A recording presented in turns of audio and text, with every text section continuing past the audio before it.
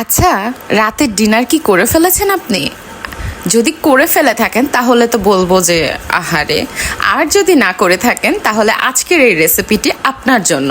আপনার ফ্রিজে অনেকগুলো ভাত রয়েছে, আবার একটু মাংসের তরকারিও রয়ে গিয়েছে, আর চিন্তা করছেন কি এমন করা যায় যেটা দিয়ে একটা মজাদার কিছু খাওয়া যায়। তো আমি তো আছি, চিন্তা কিসের।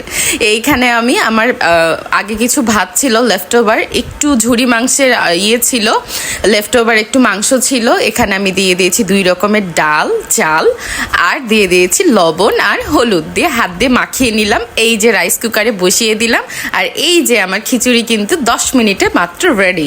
দেখেন কি সুন্দর না, ঝরঝরে, একদম পারফেক্ট। এইটা কেউ বলবে যে এটা ভাতের চালের খিচুড়ি?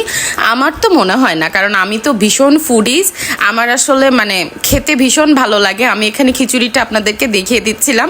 এইটা আমি দিয়েছি খিচুড়িতে অ্যাঙ্কর ডাল, আর এই যে দেখেন আমি বলেছিলাম যে আমার ফ্রিজে একটু লেফট ওভার মাংস ছিল গরুর, সেইটা দিয়েছি। তার সাথে দিয়েছি কাঁচা মরিচ আর দিয়েছি মসুর ডাল।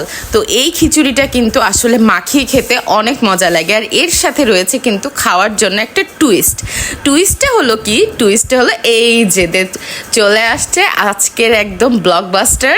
এটা হচ্ছে কি বলেন তো, এটা হচ্ছে গরুর মাংসের ঝুড়ি, মানে এক কথায় বলা যায় ঝুরি মাংস। এটা আমাদের নওগাঁর অনেক বিখ্যাত, আমার খালার হাতের রেসিপি। এইটা খালাই মেনলি এনেছে আমার জন্য।